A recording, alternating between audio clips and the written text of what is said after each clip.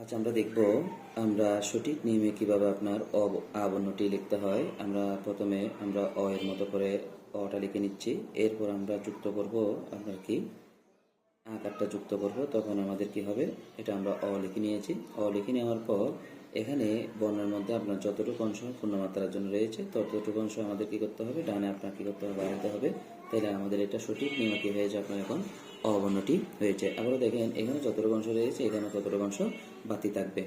আমি আবারও দেখাচ্ছি, ওর মতো এটা ঠিক মাঝখানে আপনার ডিম পাখিত অংশটা, গোলাকার অংশটা ঠিক মাঝখানে দিতে হবে। এরপর হচ্ছে এটা রোটেট করে এই জায়গার মধ্যে নিয়ে আসতে হবে, যেটা মাত্রার সাথে আবার বলে দিচ্ছি মাত্রার সাথে কি হবে না, যুক্ত হবে না। এরপর হচ্ছে আপনি লম্ব অংশটা যুক্ত করবেন। লম্ব অংশ যুক্ত করার পর এখান থেকে একটা গোলাকার অংশ নিয়ে আসবেন। গোলাকার অংশ নিয়ে আসার পর ডানে একটা যদি কী করেন আপনি লম্ব অংশ যুক্ত করেন, তাহলে আপনার কী হবে, এটা আ হয়েছে। তার মানে আমরা এখন বুঝলাম এই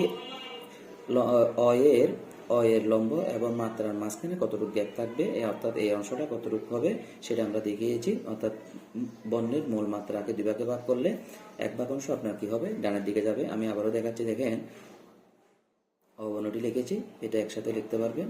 লেখার পর আপনারা দেখেন এই অংশটা যদি এভাবে যুক্ত করেন তাহলে আপনার কি হয়েছে, এখন অবর্ণটি হয়েছে।